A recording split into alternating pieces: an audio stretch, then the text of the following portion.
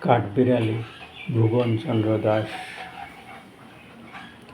সকালবেলায় উঠোনেতে ছোট্ট কাঠবিড়ালি খাবার খেতে ছুটে আসে দিয়ে হাততালি। পিছন পায়ে ভর দিয়ে বসে সামনে পায়ে ধরি, কুটি কুটি খাবার খায় দেখি নয়ন ভরি। ফুরুত ফুরুত দৌড়ে বেড়ায় মুখে মিষ্টি হাসি, স্বরবর্ণের ওই লি বানায় লেজটি তুলে বসে।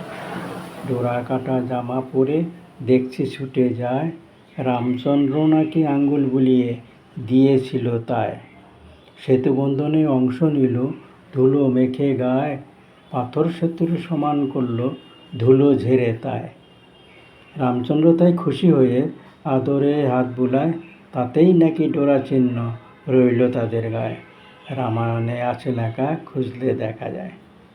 বাদাম খায়, বীজ লুকায় গাছের পাতার তলে, ছোট্ট প্রাণীটি শিক্ষা দেয় পরিশ্রম কাকে বলে। একটু ভয়েই পালিয়ে ওঠে সরু গাছের ডালে, চঞ্চলতা আছে অনেক, দ্রুত ছুটে চলে। কাঠবিড়ালি বনের বন্ধু, প্রকৃতির শোভা বাড়ে, দেখলে সবাই ভালোবাসে, ইচ্ছে আদরে ধরে। নরম লোমে শরীর ভরা, লেজটি তুলতুলে, ধরতে গেলে ছুটে পালায় লেজটি পিঠে তুলে। নমস্কার।